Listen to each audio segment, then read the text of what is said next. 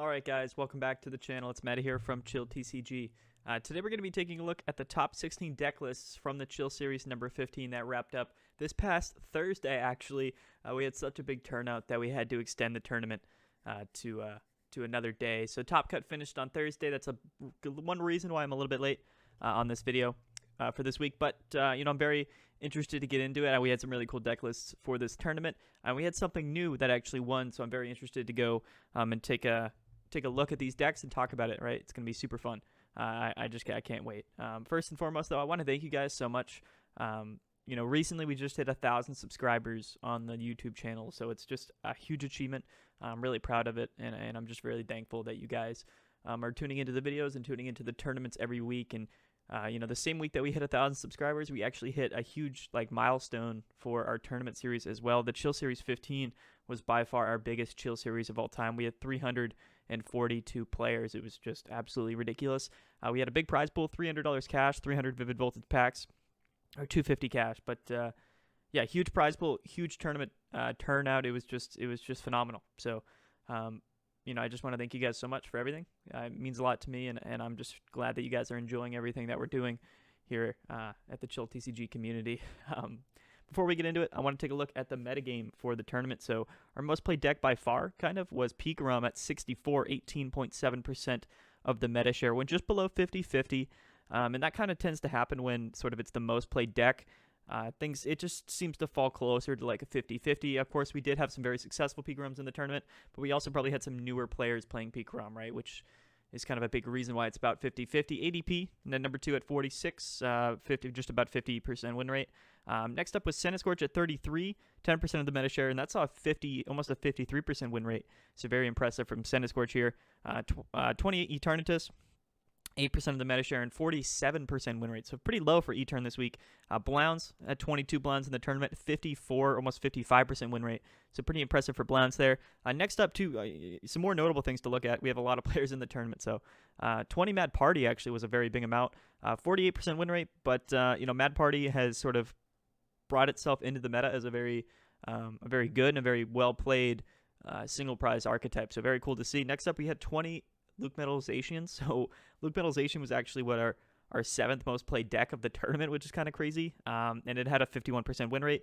Next up, too, is something that we'll look at quite a bit here as we go into the deck list. 13 Colossals with a 53, almost 54% win rate. Colossal had a great tournament, and we'll talk about that in just a little bit. I'm going to scroll down just so you guys can look at this. Plenty of different decks that were played here. We're not going to cover all of them, of course.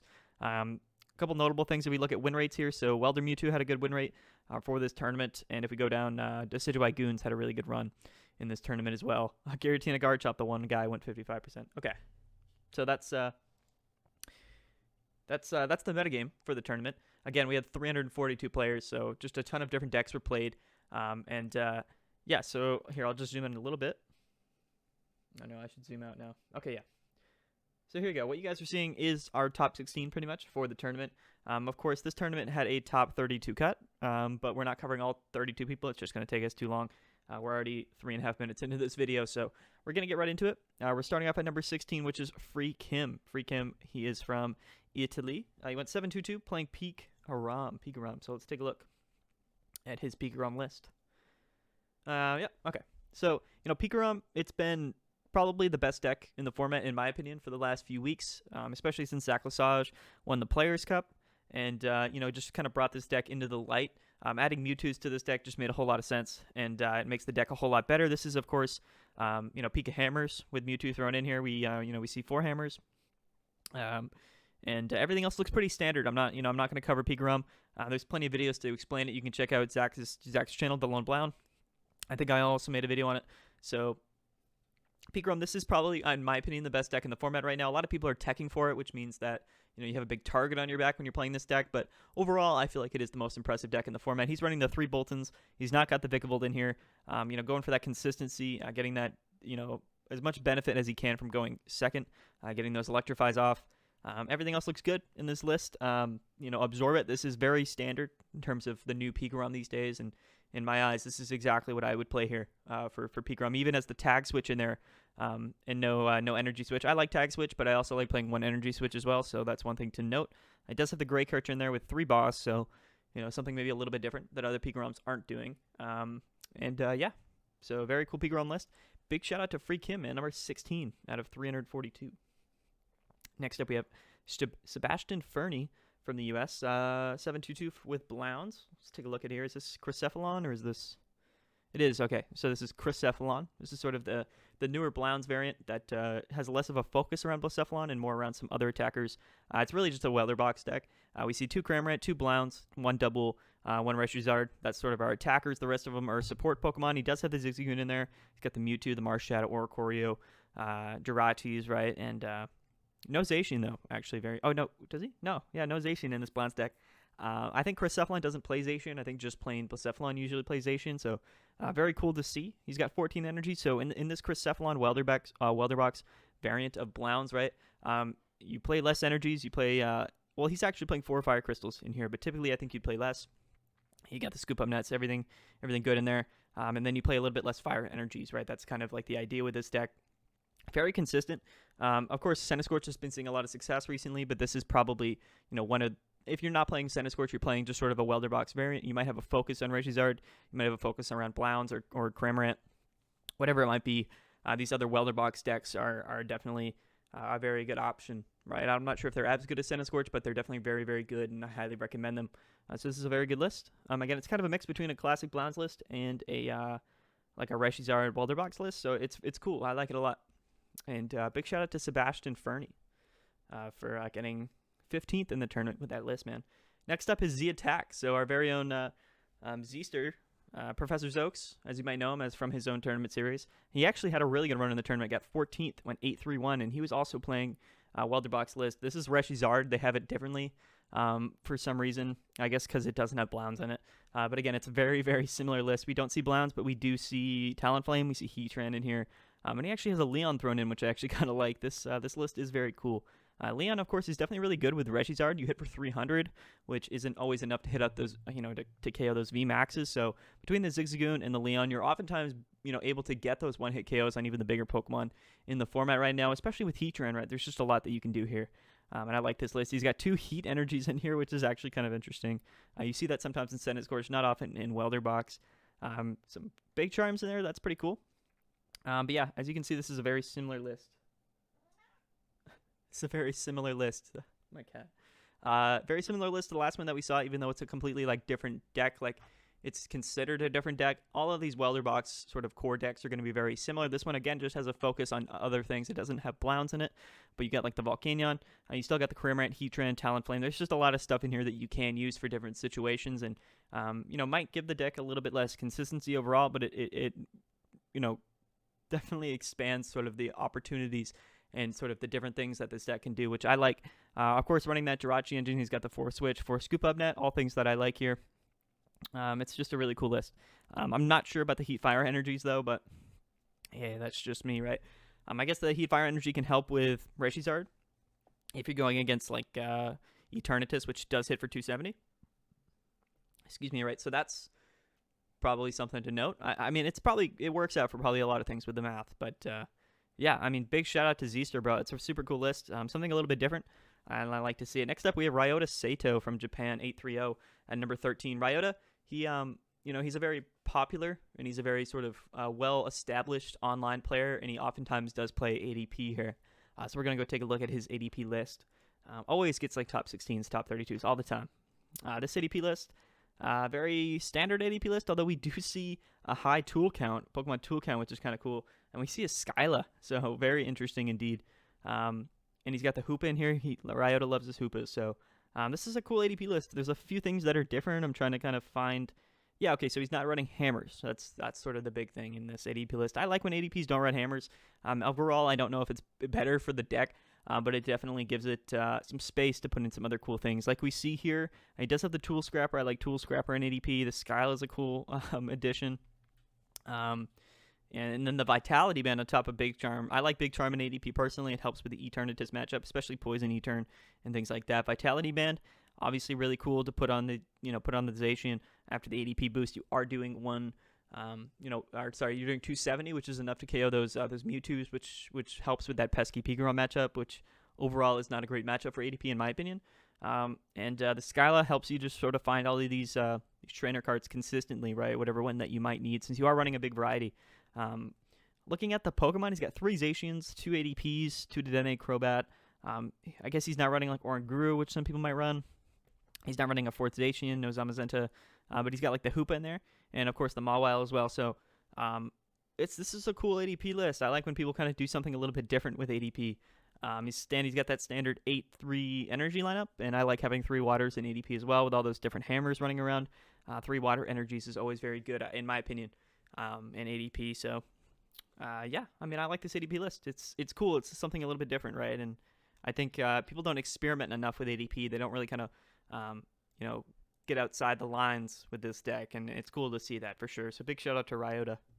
Next up, we have Waikin, 1994. He is from Malaysia? Yeah, he's from Malaysia. Very cool, 830. He's playing Peak, so let's see if this one's any different from the last Peak that we saw. Okay, so to me it looks super, super similar, but we see a Vikavolt in here, and we see 2 Yell Grunts. I'm just trying to sort of pick out some things that might be missing. I think he might have 1 less Cherish Ball. Might have 1 less Air Balloon. But yeah, I mean, most things are very similar with this list. I mean, it's similar. He does have the Vikavolt in there. I think Vikavolt is good against things like Mad Party, maybe Blounce. It's good in some matchups, but it's kind of like a weird little meta call. Overall, it's not going to help you too much in a lot of matchups. But everything else, yeah. I mean, this is Pikarom. I like Yell Grunt. At least 1 Yell Grunt in Pika's very, very good. You're not always going to find it, but like if you do find Yell Grunt with some hammers and you hit some hammers and then you hit Yell Grunt, it's just going to be really hard on your opponent. And I think that combo, even if you're only using it once, or in this guy's case twice, it's just a really good combo. So I like Yell Grunt in Pikarom. I do for sure. I think he's running 1 less boss in here, which is pretty interesting. He does have the Eldegoss, so like I guess like you can get away with running 3 boss. You might not find it as often as you want, but a lot of times Pikarom doesn't really need boss unless you're really going for that Tag Bolt 4KO cheese. Yeah, Pikarom, man, this is sort of a little bit different version. Again, he's got a higher focus on Vikavolt and Energy Denial, which I like. Sacrificing a little bit of consistency, but this deck is very consistent anyway, so it stands to be said that might be worth it. So big shout out to Waikin, man. What is that? 12th in the tournament. Awesome. And next up we have Zac Cooper, resident Chill Series admin, a good friend of the Chill Series, playing Decigoons. 11th in the tournament, 713. Let's take a look at his Decigoons list. We saw straight Decidueye have some success recently, so it's cool that Decidueye is kind of up and coming as well. Or coming up again, rather. Okay, so we see 4 Rowlet, 1 Dartrix, 3 Decidueye. Of course, he does have 4 rare candies, which is good. He's got the roses in there, everything that you would typically have. He's got the 3 Jirachi, 2 Snorlax. Those are very good starting options for different reasons. Even if you can start with Jirachi and then like switch your Air Balloon out and then end your turn on Snorlax turn 1, that can be very good for you for sure. And then he's got the 2-1 lineup of Zigzagoon and Obstagoon. Again, Goons is very good. It can help out a lot in a lot of matchups. So, why not run Obstagoon, right? For sure, I like Obstagoon. Of course, I think it just demolishes like Mad Party. I don't know if there's any evolution Pokemon you might be attacking with there. Maybe Poltegeist. I think Poltegeist is an attack option. But again, yeah, I mean, I don't know. Maybe I'm wrong. Maybe I'm wrong. I don't know much about it, but it's definitely good in a lot of matchups for sure. It's a good card. Yeah, okay. He's got the Mew. Bench Barrier Mew, of course, clutch against Pikarom. Mewtwo, helps with Scoop Up Net to get any of these supporters back from your discard pile. And then Fion, help you from decking out and also can just kind of be a really good gusting option. I like Fion a lot. In my opinion, it's just a really cool card and fits well in a lot of decks. So, yeah, I like to see it. For our research for Birdkeeper is actually really clutch in this deck. You want a lot of switching options. We actually don't have any switching cards in this deck. Just Scoop Up Net, like no switches, just 4 Scoop Up Nets for Birdkeeper. So we're playing a lot of supporters, but Birdkeeper has really good synergy with Rowlet. And I think you could pop off for like 60 for no energy with Rowlet if you Birdkeeper, which is actually really clutch on like a basic Pokemon like that, especially to end some KOs, right? Kind of like as a math fixer. Birdkeeper is a really good card in general. You just get to switch, draw some cards. So I like 4 Birdkeeper. 4 Rosa as well, very appropriate. Only 1 boss is very interesting in this list, but I suppose, you're not bossing a lot in Decidueye, right? You're kind of just hoping that no matter what you're going up against, your opponent can't handle either the Decidueye or the Obstagoon. So I like 1 boss. Might be hard to find it if you need to. And then 1 Marnie is interesting, I guess, sort of Just add a little bit of disruption in there, a little bit more consistency with your draws. So 1 Marnie, 4 Pokecoms on top of 4 Quick Balls and 3 Capture Energies. So plenty of Pokemon Search in this deck on top of Rosa. It's just, it helps make the deck a bit more consistent. You have a lot of evolution Pokemon in this list, so that definitely makes a lot of sense. Yeah, we talked about the rare candies. 2 Ordinary Rods, of course, good for getting those Decidueyes. Whatever card you might need, Decidueye, Goons, even Jirachi, Mew, whatever you need back out of your discard pile, Ordinary Rods can help with that, as well as recycle your energy. And we're only running 9 energy in this deck, so I guess it's probably pretty important. We got 3 captures, 2 aromatic energies. That helps with like Poison E-Turn, which can attack you a lot of times, so it relies on poisoning you. So aromatic energy is really helping with that. Since aromatic energy came out in Vivid Voltage, I think it's made a lot of grass decks better overall. And I think Decidueye is definitely a really good culprit for that, right? It benefits a lot. We have 2 grass energies, 2 dark energies as well. Of course, dark, for the Obstagoon, we probably only use it once or maybe twice if we ordinary ride it out. So, and of course, you can put a dark energy on Decidueye, so it makes sense to just run some of those as well. Capture energy to get your Pokemon back. So I like this list. It's got everything that you need. It's a creative list, but it's also a very consistent list, and it makes a lot of sense. So they get melds together really well. So yeah, big shout out to Zac Cooper, man. I probably talked way too long about Desi Goons. It is what it is. Next up, we have Azul GG. Of course, Azul, everyone knows him. Streamer, great player. Avid Pokemon tournament player. Friend of the Chill series. Casts our tournament sometimes, our GG Tour tournaments, our regionals. He went 8-3-0 here. 10th in the tournament with Mad Party, our highest placing Mad Party by far. So definitely cool to see Mad Party make top 16. 9th in the tournament. 10th, just outside top 8 cut with Mad Party is very, very impressive. Let's take a look at his Mad Party list. I haven't talked about Mad Party much on the channel. So for those of you who don't know Mad Party a lot, you probably see it a lot on Azul's stream. You probably have seen some videos on it. It's a very good single prize attacking option, likes to do big damage, sort of likes to get KO'd because it boosts its damage. It does, these Mad Party Pokemon do more damage for the more Mad Party Pokemon that are in their discard pile. So we run, of course, just a ton of them. We run, the Poltegeist, Bunnelby, Dedenne, Mr. Rhyme, that's 16 in total. And then we have the 4 Sinistes just to evolve into our Poltegeist, which has a really good ability, T-Break. You get to draw cards, I think, based, you discard a Mad Party Pokemon from your hand and you draw 2 cards. And we like discarding Mad Party Pokemon. We like discarding a lot in this deck in general. So, you'll definitely notice that.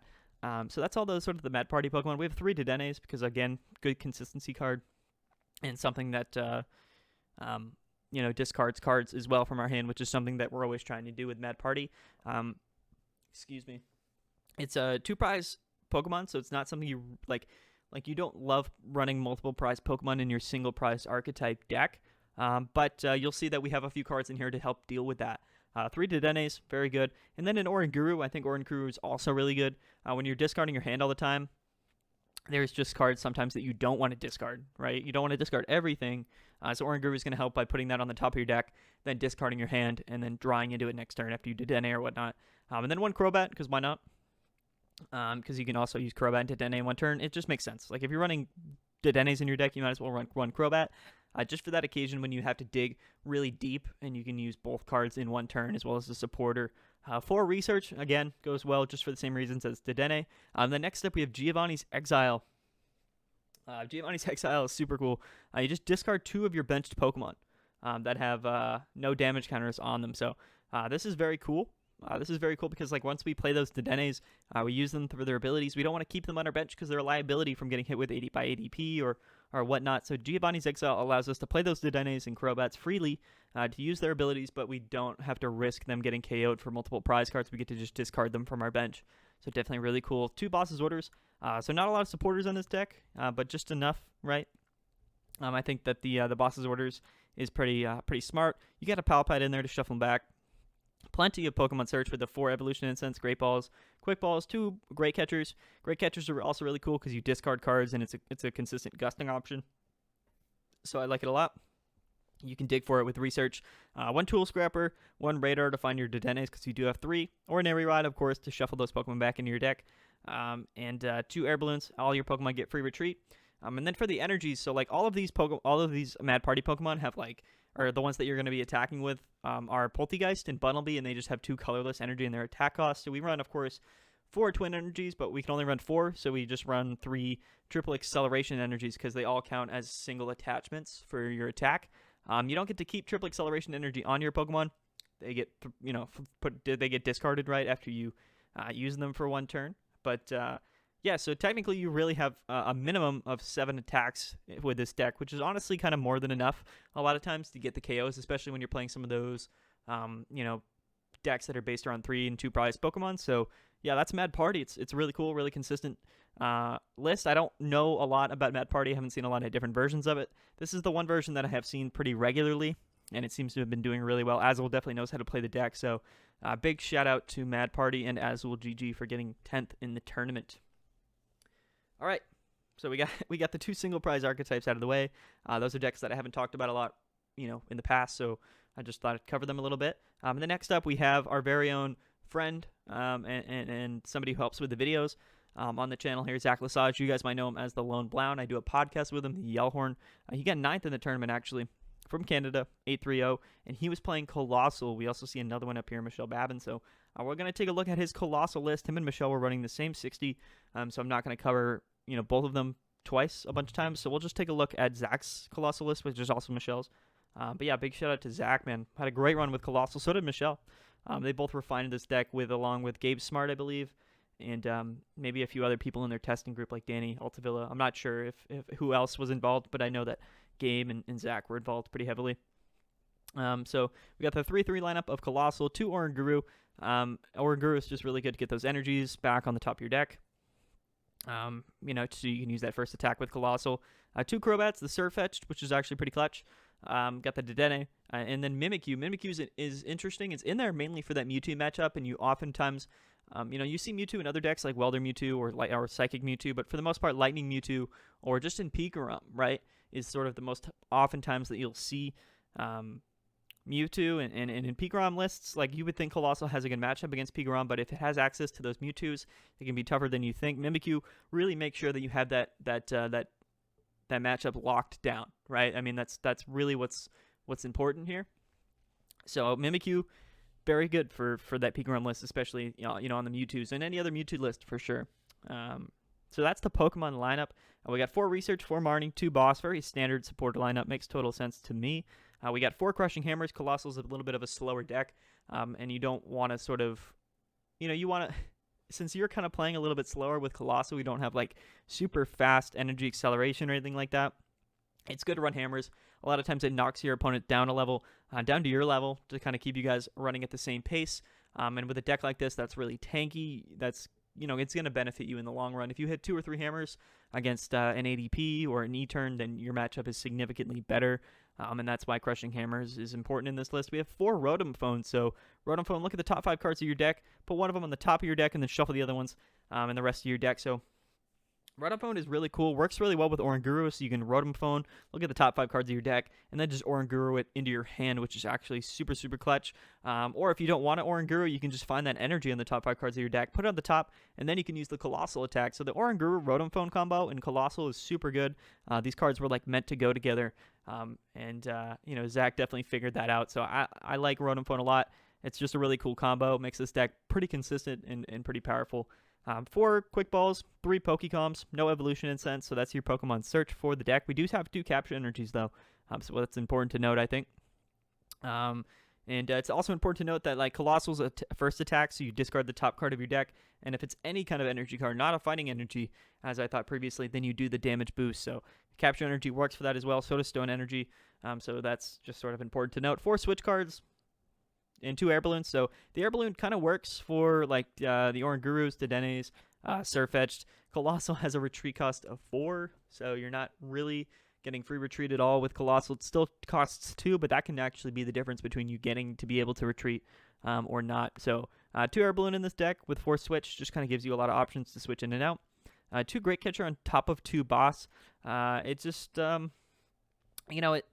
it's good because this deck really likes to grab those Dedennes on the bench and one-hit KO them for 1 energy. So Great Catcher makes a lot of sense. The 2 Boss, in case, he has Crobats on your bench, or on his bench. So 4 Gusting options in total. It's not super important, Gusting in this deck, not like other decks like ADP or Pikarom or whatnot, but it's always important for decks. So I think the 2 boss, 2 Great Catcher is pretty smart in this list.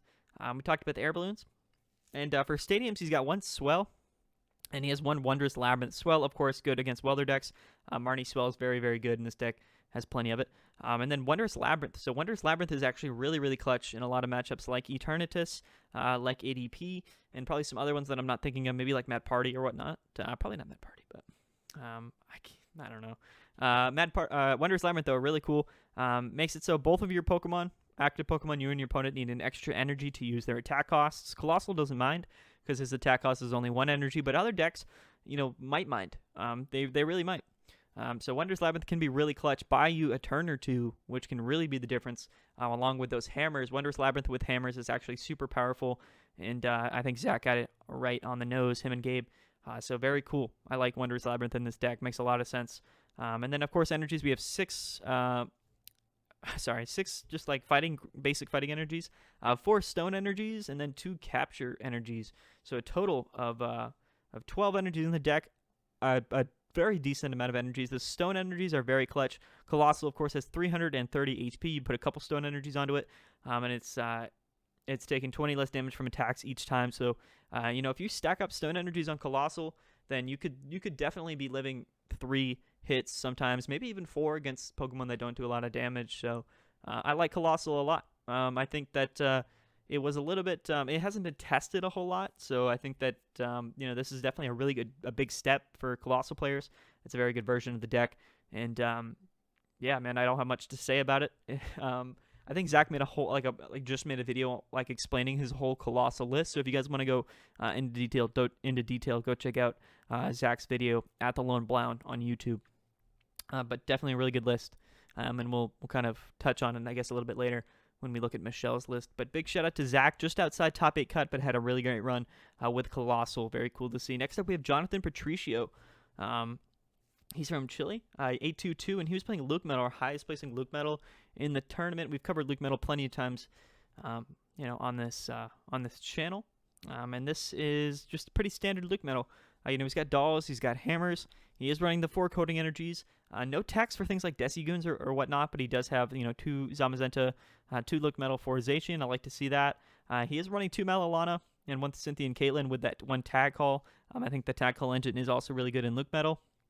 I think Goose Mahala might have been a good inclusion in this deck as well, but Cynthia and Caitlyn, of course, also really good. 4 Saucers, 4 Quick Ball, 4 Switch, 4 Goggles, and then, he's got the 1 Tool Scrapper and the 2 Dolls and such, so not a lot of variance with this list, but that's good. It gives you a lot of consistency. Oftentimes you get the cards that you want to get, and I like it. It's a consistent list. Luke Metal, in my opinion, is much better than ADP Zacian, at least right now in the format. Walls a lot of decks. I know Colossal had a lot of difficulty with Luke Metal.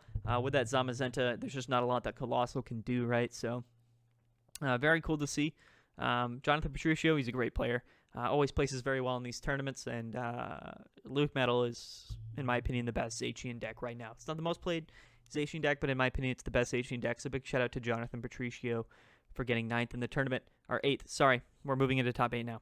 Next up is Patrcio, also from Chile, and he was playing Blounds. So let's see if this is straight Blounds or if this is Chrycephalon.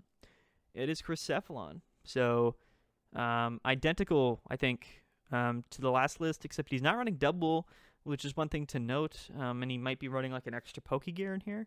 I think that might be what I'm noticing. But yeah, very similar. And like I said, a lot of Blounds lists are kind of putting a less of an emphasis on Blacephalon, and they're kind of branching out into that Welder Box sort of world. And putting other cards in there and having just spreading their focus across different attackers in their deck, which overall I think is good for the deck in some ways. But I also think focusing on Blounds is good for some matchups. So, that remains to be seen which one's better. Chrycephalon definitely getting a lot of popularity recently. People are playing it a lot. Yeah, so this is sort of a newer Blounds list. It's Blounds. There's only 2 Blounds in the deck, so it's just like a Welder Box deck. But it's Chrycephalon, as people call it, for whatever reason. And next up, so big shout out to Patrcio, number 7th in the tournament. Andrew Hendrick was also playing Blounds, so he went 8-1-3, 6th in the tournament. Let's see if this Blounds list is Chrycephalon. It is. I can already tell. It's literally Chrycephalon. It's the same exact list that we just looked at previously. So, yeah, I don't know. It's a good list. Blounds is really good. Welder Box is really good. and I don't have much to say about it. I feel like I've talked about it like 3 times in this video. So, I apologize, Andrew, for not covering your deck too much, but like it's the same list, and we covered it previously because we go from bottom up. Big shout out to you, Andrew Hendrick. You're a great player. Always plays really well with blinds. Like, you're just like a great blinds player. You do really, really well. So big shout out to you. Next up, we have DarkRyan. I think this is Ian Robb, if I'm remembering correctly. Ian Robb, 5th in the tournament, just outside top 4 cut from the U.S. 9-2-1, and he was playing Scorch. Now, as you'll notice, this is sort of the ability Scorch coined, popularized by people like Thomas Brophy and Cashman Your Man. They've had a lot of success with it. In my eyes, this is a very good Scorch list. It's a very good. We'll talk about a different form of Scorch list later. Yeah, man, it's Scorch. It does big damage. It's consistent. It's a really good welder deck. 320 HP is huge. You can do big damage. Getting the Reshizard in there is also really good for different options. You have the Jirachis to start, Volcanions to start. You got the Zigzagoon to do that 1 extra damage if you need to, because you got Scoop Up Nets, so you can use it multiple times. And since we are running Scoop Up Nets with the Jirachis, Volcanion, Zigzagoon, we run Giratina in here as well to discard special energy. So very good for those Luke Metals when you're playing against them with coding energies and whatnot, right? So very cool. Only 2 boss in the deck. But we are playing Eldegoss, right? So why not? Only 11 fire energies, but we have like the 3 giant hearths and the 2 fire crystals. So like, you should have enough to power up 2 Scorches to the max, which is important. Maybe setting up Volcanion as well, or Reshizard, right? So you got a lot of options here. I like the Great Catcher as well. And 2 Pokegears. I think Pokegears is good in like a lot of welder decks in general, especially since he's only running 6 supporters in this deck. You want to find them. So between the Jirachis, the Pokegears, you should be able to find your supporters, and you should be able to use them again consistently with Eldegoss, because you do have 3 Pokecom and 4 Quick Ball. So yeah, not much I can really say about Scorch. I think I've covered it a few times here in Thomas Brophy lists or cash lists. This is ability Scorch right now, and this is sort of the most accepted version of Scorch, or at least it has been for the last few weeks. So big shout out to Ian Robb, man. What was that number? What did he get? 5th in the tournament with Scorch. Next up, we have Michelle Babin. So big shout out to Michelle. I think this was, she said, her first top 4 in any online tournament that she's played in, and this was a big online tournament, so definitely a big step for Michelle from Canada, and of course friends with Zach Lesage here. They were playing the same list. They worked on it together, yeah. We'll take a look at it in case you kind of just wanted to see it again. But this is the same 60 that the Zach Lesage list was. It's just dirty, big old Coleman. Colossal, man. I love it. I love this deck. Colossal is actually a pretty accessible deck for a lot of people now. Not a lot of things in this deck that are too expensive. You get the 2 Crobats, 1 Dedenne. Colossal goes for like a little bit. It's not super cheap, but overall a very accessible deck for a lot of people, right? So if you're looking to build a very consistent, very good deck, maybe you go for Colossal. It's really the best sort of fighting ground type deck right now in the format. At least sort of when it comes to VMAXs, right? We do have Urshifu coming up, so maybe Zach will get his hands on that deck as well. But for now, this is sort of the VMAX fighting deck. So yeah, big shout out to Michelle, man. Congratulations to you.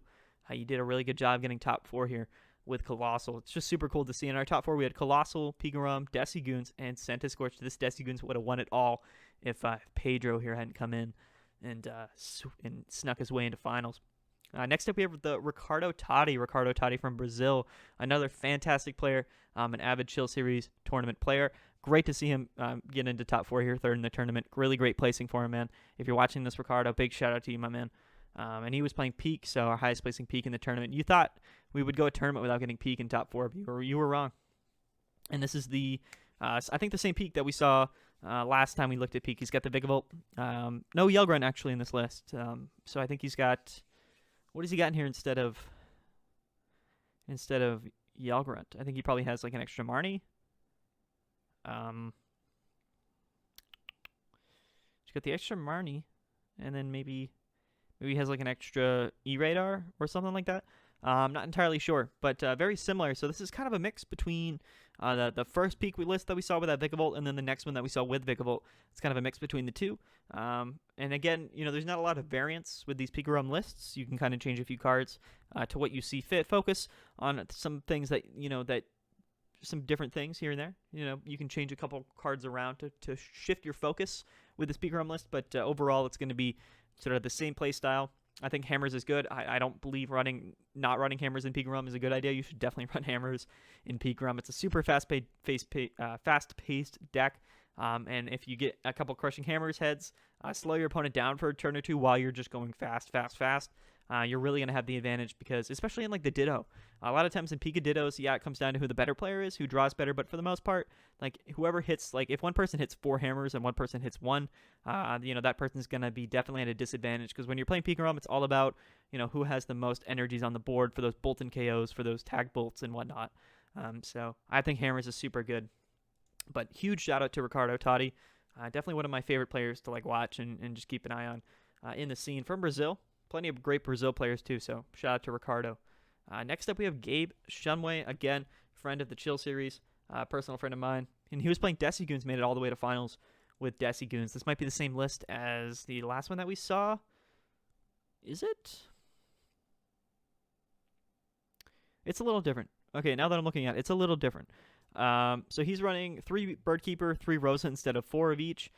He does have like the 1 Marnie, and he's only got 1 boss in here. We see 4 Pokecom, 4 Quick Ball, 4 Scoop Up Nets. We see 2 Ordinary Rods in here and 2 Turffield Stadiums. I don't know if we saw that in the last deck. And then one thing that I noticed is different is that he has 3 Aromatic Energies and 2 Captures instead of the other way around. And he also has 2 Dartrix in here instead of just 1, which I think we saw in the last list. And he has 2 Obstagoon as well. So just things that I noticed that are different.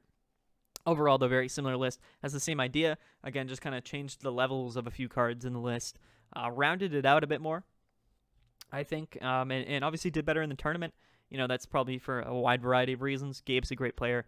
But interesting. I don't play Decigoons a lot. So if you're looking to kind of have a really good meta call, make a good meta play in an upcoming tournament and cheese your way to a victory, then Decigoons might be the play for you. Although I think it takes a little bit of thought, especially in a few matchups for sure.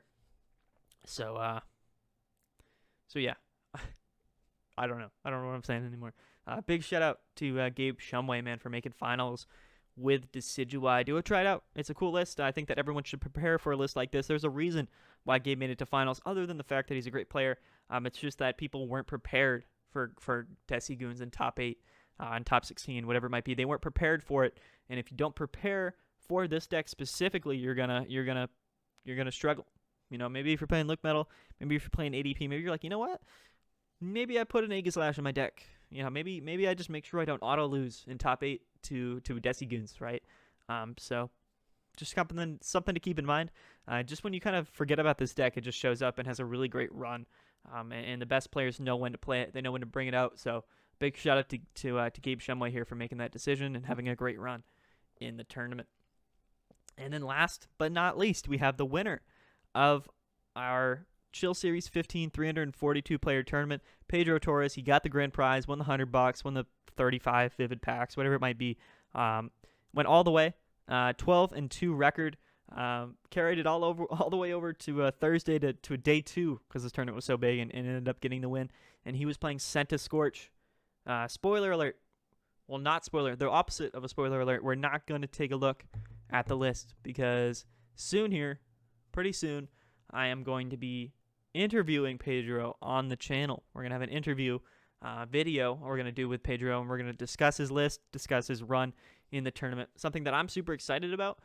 So I'm going to make you guys wait for a little bit. Of course, if you guys want to go see this list, then go check it out. It's right here up on the Limitless page. Big shout out to Limitless. But I'm not going to make the video yet. I'm not going to discuss it here on the channel for, I think, a day or two before, not until we get Pedro on the channel and we're able to talk about it with him. Spoiler, though, this is a real spoiler. It does involve Silvally GX. That's all I'm going to say. That's all I'm going to say. Pedro, he changed Senti a little bit. I made it a little bit different, focused on a little bit different things. Overall, I think it made the deck better in some ways. It's debatable whether it was better than Ability Scorch, but of course Pedro is a phenomenal player. So I could just be biased to the deck. Pedro is a fantastic player. He could have been playing any deck probably and would have had a great run, right? So I think the player definitely means a lot, especially when you're playing 14 games. A lot of those are best of 3. So Pedro, big shout out to you, man. You're one of the best players in the game, and it was awesome to see you get the win here at Chill Series number 15. So yeah, that's the video, guys. We're 40 minutes in right now. So thank you so much for watching again. Thank you so much for getting us to 1,000 subscribers. It means so much. We're going to continue making videos. Hopefully we can continue to grow the YouTube channel, grow the tournament series. If you're watching this now and you haven't played in Chill Series tournaments yet, definitely urge you to go check it out. A link to the tournament series will be down below. We do them every Wednesday, and they're great tournaments. They're great fun, and it's great content for the channel, right? So, yeah. I don't have too much else to say, guys. Thank you for 1,000 subscribers. Thank you for playing in the biggest Chill Series of all time. Hopefully you guys play next week. We won't have cash on the line. It'll just be a typical normal Chill Series. But I know you guys will make the turnout and take the time to play because you're that awesome. So yeah, that's yeah. We're gonna wrap it up. Guys. I will see you guys later, and thanks for watching.